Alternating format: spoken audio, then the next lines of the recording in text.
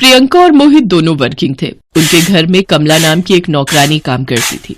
घर की 3 चाबियां थी, जिसमें से एक चाबी कमला के पास रहती थी। वो प्रियंका और मोहित के जाने के बाद घर की साफ सफाई करने आती थी। हाँ कमला, बोलो क्या हुआ, फोन कैसे किया? मेम साहब, वो डिटर्जेंट पाउडर खत्म हो गया है। कहाँ रखा है? वही रसोई की अलमारी में 3 पैकेट रखे हैं, ले लो। और हाँ सुनो, कल जब आओगी तो अच्छे से नहा धोकर और वो साड़ी जो तुम्हें दिवाली पर मैंने दी थी ना, वो पहन कर आना। कल कोई पार्टी है क्या मेम साहब? Hello hello. अरे फोन तो कट गया। कमला रोजाना 9 बजे आती थी और 11 बजे तक सारा काम करके चली जाती थी। अगले दिन संडे था। कमला को लगा कि प्रियंका और मोहित ने घर पर कोई पार्टी रखी है, इसलिए वो तैयार होकर आती है, पर बात कुछ और थी। कमला, अरे अच्छा हुआ तू आ गई। जाकर पहले ड्राइंग रूम की झाड़ू लगा दे। ठीक है मेम साहब। कमला ड्राइंग रूम की झाड़ू लगाने के लिए जाती है। राम राम राम राम राम राम राम राम राम। ये कौन है? कोई मेहमान होगी। वो कोने से भी रह गया है, कूड़ा वहाँ भी लगा ले। लगता है इनकी पूजा पूरी हो गई। नमस्ते कर देती हूँ। नमस्ते माता जी, मैंने आपको पहचाना नहीं, पहली बार आए हो?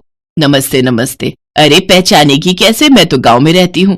मोहित मेरा बेटा है, सास हूँ मैं प्रियंका की। अपने बेटा बहू के घर रहने आई हूँ। जब से मोहित की शादी की है उसके बाद अब आना हुआ है। तेरे से पहले तो कोई और काम करती थी। तुझे कितना समय हो गया? जी माता जी, मुझे 1 साल होने वाला है। तभी प्रियंका आ जाती है। माँ जी, आप नाश्ते में दूध फल लोगे या आपके लिए बेसन का पूड़ा बना दूं? बेसन का पूड़ा रहने दे, मैं 1 गिलास दूध और केला ही ले लूंगी। ठीक है, मैं दूध गर्म कर देती हूँ। अच्छा कमला, ड्राइंग रूम की सफाई करके मेरे पास किचन में आ जाना। बड़ी जल्दी झाड़ू लगा ली तूने।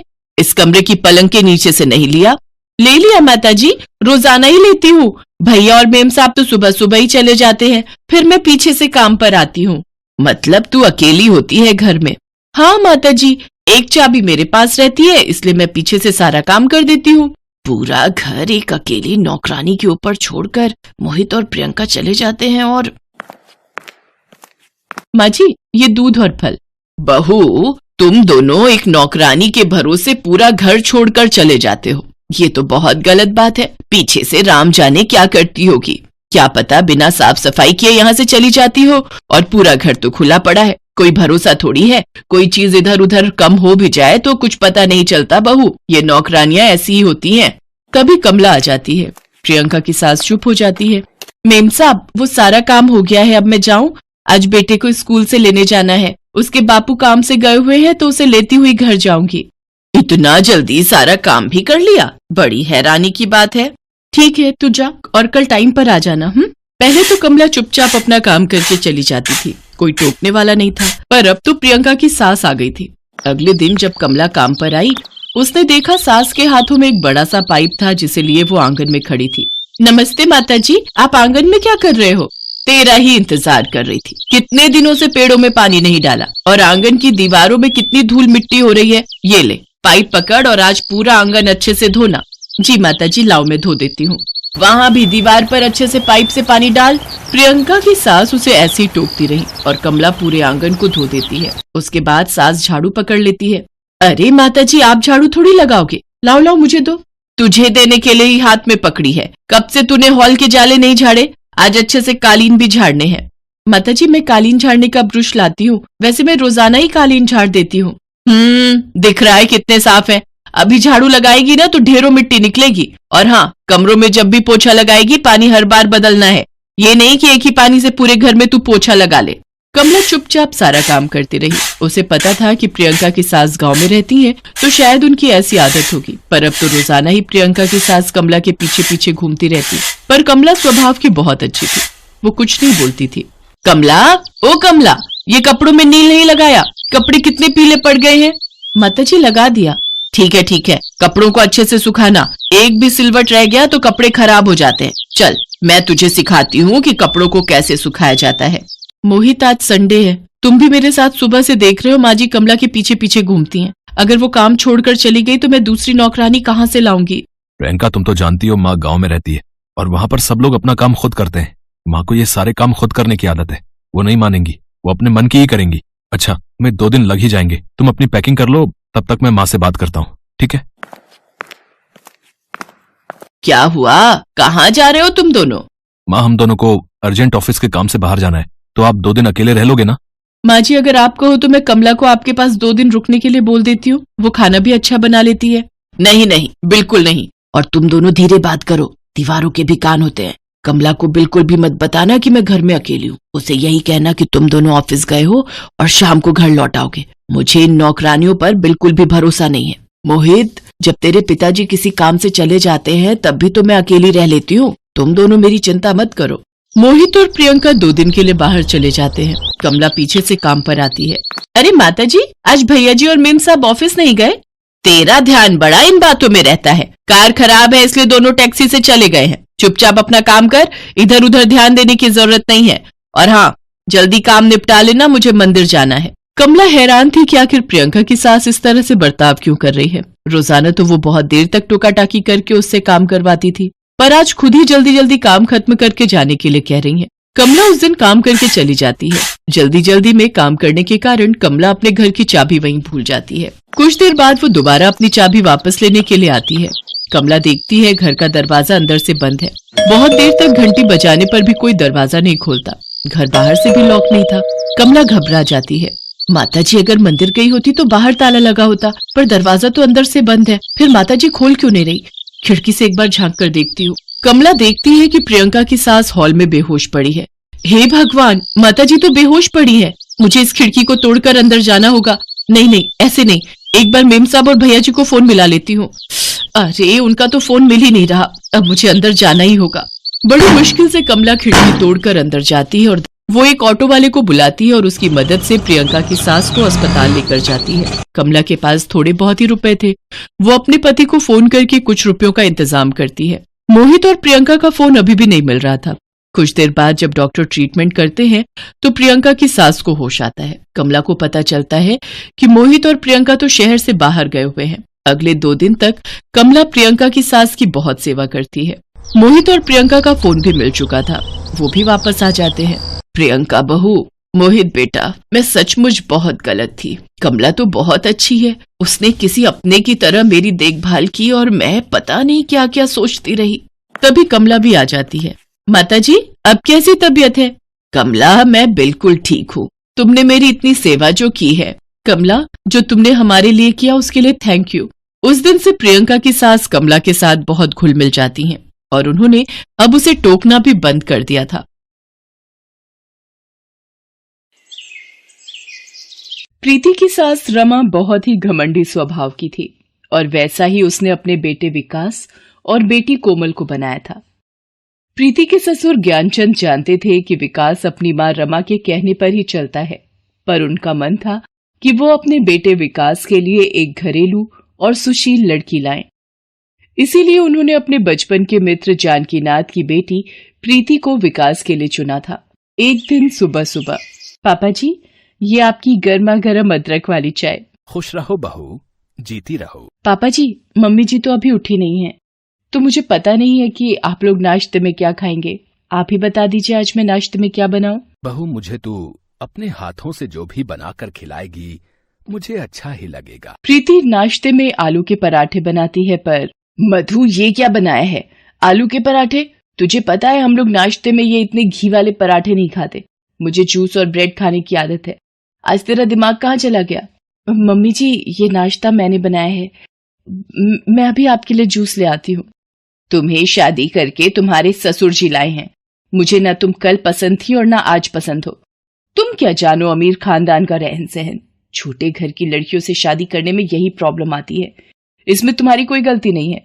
तुमने बचपन से जो देखा है वही तो करोगी। मॉम, ये सब क्या है? मेरे कॉर्नफ्लेक्स कहाँ हैं? मैं ऑफिस के लिए लेट हो रहा हूँ। मधु, कॉर्नफ्लेक्स क्यों नहीं आए अभी तक? तुम्हें पता है विकास को नाश्ते में कॉर्नफ्लेक्स खाने की आदत है। मालकिन, मैंने प्रीति भाभी को बोला था कि भैया को कॉर्नफ्लेक्स खाने की आदत है, पर उन्होंने बोला कि आज मैं सबको अपने हाथ के आलू के पराठे बनाकर खिलाऊंगी। ये तो एक छोटे घर से आई है, पर तू तो कितने सालों से हमारे घर काम कर रही है। तुझे तो अकल है कि किसको क्या खाना है। आज का सारा नाश्ता खराब करके रख दिया। दोबारा ऐसी गलती हुई तो काम से निकालने में मुझे देर नहीं लगेगी। अरे भाई, जल्दी से नाश्ता दो। आज क्या बनाया है बहू ने नाश्ते में? अरे वाह, आलू के पराठे। प्रीति बहू, मुझे तो जोरों की भूख लगी है। मैं तो ये पराठे जरूर खाऊंगा। मॉम, मैं कॉलेज में ही कुछ खा लूंगी, मुझे लेट हो रहा है। Bye mom. प्रीति, आज मेरी कुछ सहेलियां किटी पार्टी के लिए घर आ रही हैं। वो तुमसे पहली बार मिलेंगी तो जरा तहजीब से पेश आना। मेरी बहुत इज्जत है उन सबके बीच में, कोई गलती ना होने पाए। अच्छा मॉम, मैं ऑफिस निकलता हूँ। सूरज, ड्राइवर को बोलो गाड़ी निकाले, मुझे ब्यूटी पार्लर जाना है, मेरा 12 बजे का अपॉइंटमेंट है। प्रीति, तुम ये सब देखकर हैरान मत हो। तुम्हारी सास रमा का स्वभाव शुरू से ही ऐसा है। मैं रमा की तरफ से तुमसे माफी मांगता हूँ बहू। नहीं पापा जी, मैंने मम्मी जी की बातों का बिल्कुल बुरा नहीं माना, गलती शायद मेरी है। मुझे एक बार सबसे पूछ लेना चाहिए था कि किसको नाश्ते में क्या पसंद है। मैं आगे से इस बात का ध्यान रखूंगी। शाम को रमा की सहेलियां किटी पार्टी के लिए आती हैं। रमा अपनी बहू से नहीं मिलवाओगी?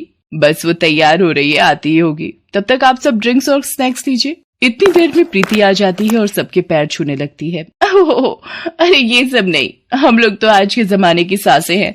ये पैर वैर छूना सब पुराने ओल्ड फैशन लोगों का काम है। हम सासें तो विस्की के ग्लास शेयर करके इंट्रोडक्शन शुरू करती हैं। डियर शीतल, प्रीति के लिए मेरी तरफ से विस्की का एक ग्लास बनाओ। बिल्कुल बनाती हूँ मिसेस चोपड़ा। क्यों प्रीति, हमारे साथ भी एक घूंट पी लिया जाए? ये लो प्रीति, आज तुम मेरे हाथ से पियो। जी मैं शराब नहीं पीती आंटी जी। क्या कहा? आंटी जी? तुम्हारी हिम्मत कैसे हुई मुझे आंटी बोलने की? मैं तुम्हें आंटी दिखाई पड़ती हूँ? रमा, ये क्या, हमारी बेइज्जती करवाने के लिए हमें घर में पार्टी दी थी? तुम्हारी गवार बहू शराब नहीं पीती, हमारी रिच सोसाइटी में क्या बैठेगी फिर? और ऊपर से मुझे आंटी बोलकर मेरा सारा मूड ही किरकिरा कर दिया। फ्रेंड्स, मैं अपने घर जा रही हूँ। सारा नशा ही उतर गया। घर जाकर एक पैक पीऊंगी तब तसल्ली होगी। जब मिसेस चोपड़ा ही चली गई, फिर हम लोग यहाँ क्या कर रहे हैं? चलो फ्रेंड्स। अरे मिसेस चोपड़ा, शीतल, मीनू, तुम सब लोग ऐसे सुनो तो। पड़ गई कलेजे को ठंडक मेरी बदनामी करवाकर। क्या हुआ मॉम, ये सब लोग इतने गुस्से में क्यों गई हैं? रमा कोमल को सारी बात बताती है। शाम को जब विकास ऑफिस से वापस आता है, रमा उसके सामने घड़ियाली आंसू बहाती है। विकास, तेरे पापा की जिद की वजह से आज मेरा अपनी सहेलियों के बीच में कितना अपमान हुआ है ये तू नहीं जानता। मेरा सोसाइटी में इतना नाम था, सब इसने मिट्टी में मिला दिया। मुझे समझ नहीं आता, पापा को पूरी दुनिया में मेरे लिए ये प्रीति ही मिली थी। मुझे कुछ समझ नहीं आ रहा, मैं क्या करूं। विकास अपने कमरे में जाता है। आज तुम्हारी वजह से मॉम को कितनी बेइज्जती सहनी पड़ी, इसका अंदाजा भी है। पर विकास, वो सब मुझे शराब पीने के लिए बोल रही थी, मैंने बस वही मना किया। अरे 2 सिप ले लेती, मेरी मॉम की इज्जत तो नहीं खराब होती ना। प्रीति की आंखों में आंसू थे। उसकी गलती ना होते हुए भी उसे सुनना पड़ा। तभी उसके पापा जानकीनाथ आ जाते हैं। बहू, आपके पिताजी आए हैं, हाल में बिठाया है। बाबूजी आए हैं? बाबूजी, आप अचानक यहाँ? बस अपनी बिटिया से मिलने का मन हुआ, और हाँ, नए आम और गन्ने भी आए हुए थे। तुझे आम और गन्ना पसंद है ना, तो ये ले आया। ज्ञानचंद कहाँ है? कहीं गया है क्या? वरना अब तक मेरे गले लग जाता। हाँ बाबूजी, पापा जी किसी जरूरी काम से शहर से बाहर गए हुए हैं। नमस्ते भाभी जी, ये आपके लिए ताजे अमरूद लाया था। आपको पसंद है, मुझे पता है। भाई साहब, वो तो बड़ी पुरानी बात हो गई, अब मैंने अमरूद खाने बंद कर दिए हैं। सॉरी, मेरा एक जरूरी अपॉइंटमेंट है, मैं चलती हूँ। प्रीति, मधु को कहकर अपने बाबूजी के लिए चाय नाश्ता जो भी है बनवा लेना। रमा बाहर चली जाती है। जानकीनाथ प्रीति से पूछता है, प्रीति बिटिया, तू शादी के बाद खुश तो है ना? जी बाबूजी, मैं यहाँ पर बहुत खुश हूँ, आप मेरी चिंता बिल्कुल मत करो। जानकीनाथ चला जाता है। एक दिन ज्ञानचंद रमा से कहता है, रमा, किशोर भाई साहब का फोन आया है। निकुंज की शादी है, साधना बहन ने लड़की की फोटो भेजी है। लड़की तो बहुत खूबसूरत दिखाई पड़ती है, और साधना बहन को मैं जानती हूँ, कम से कम 10 से 12 करोड़ का रिश्ता मांगा होगा। तुम्हारी तरह नहीं है, दोस्ती यारी में बात करके कंगला रिश्ता ढूंढ लिया। रमा, इतना घमंड मत करो, व्यक्ति का घमंड टूटते देर नहीं लगती। ज्ञानचंद वहां से चला जाता है। तभी रमा सोचती है, मुझे भी किसी तरह प्रीति को इस शादी में जाने से रोकना ही होगा, वरना साधना बहन मेरे सामने अकड़ में खड़ी होंगी कि देखो जी, मैंने कितना अमीर और बड़ा घराना ढूंढा है अपने निकुंज के लिए। नहीं, मैं ऐसा नहीं होने दे सकती, मुझे कुछ करना ही होगा। हाँ, अभी कुछ ही देर में प्रीति सीढ़ियों से नीचे उतरने वाली है। ये तेल सीढ़ियों पर डाल देती हूँ, पैर की हड्डी पसली टूटेगी तो अपने आप ही शादी में नहीं जा पाएगी। लगता है आ गई, मैं जल्दी से छुप जाती हूँ। मॉम, बचाओ। कोमल सीढ़ियों से गिर गई। इसका मतलब प्रीति सीढ़ियों के पास नहीं थी, ये कोमल थी। कोमल, मेरी बच्ची आंखें खोल। कोमल, ये कैसे हो गया माँ जी? प्रीति विकास और ज्ञानचंद को फोन मिलाती है। विकास डॉक्टर को लेकर आता है। कोमल के हाथ की हड्डी टूट जाती है। इनके हाथ में फ्रैक्चर आया है क्योंकि ये अपने हाथ के बल गिरी थी, इसलिए सारा दबाव इनके सीधे हाथ पर आया है। और पैर में भी मोच आई है, इसके लिए इन्हें कंप्लीट बेड रेस्ट की जरूरत है। पता नहीं मॉम, मैं सीढ़ियां उतर रही थी कि अचानक पैर फिसल गया। कोई बात नहीं बेटा, तुम आराम करो और सारी चिंता छोड़ दो। कोमल, ये सूप पी लो, आओ मैं तुम्हें पिलाती हूँ, आराम से। गुड गर्ल, चलो अब दवाई लेकर सो जाओ। रमा, साधना बहन का फोन आया था। हम लोग शादी के लिए निकले या नहीं? मैंने उन्हें कोमल के बारे में बता दिया है। कैसे करें फिर? कोमल को अकेला छोड़कर मैं भला शादी में कैसे जा सकती हूँ जी? तभी प्रीति वहां आ जाती है और वो ज्ञानचंद और रमा से कहती है, मम्मी जी, साधना बुआ और किशोरी फूफा जी आप लोगों की प्रतीक्षा में होंगे और उनका भी आप लोगों के सिवा कोई नहीं है। और कोमल के पास तो मैं हूँ, मैं उसका पूरा ध्यान रखूंगी, आप चिंता मत करो। प्रीति, मुझे माफ कर दो, मैंने हमेशा घमंड किया। आज जो भी हुआ है उसका कारण मैं हूँ। मैंने ही सीढ़ियों पर तेल गिराया था ताकि तुम शादी में ना जा सको, और जिसकी सजा कोमल को मिल गई। पर फिर भी आज मुसीबत के वक्त तुम मेरे साथ खड़ी हो।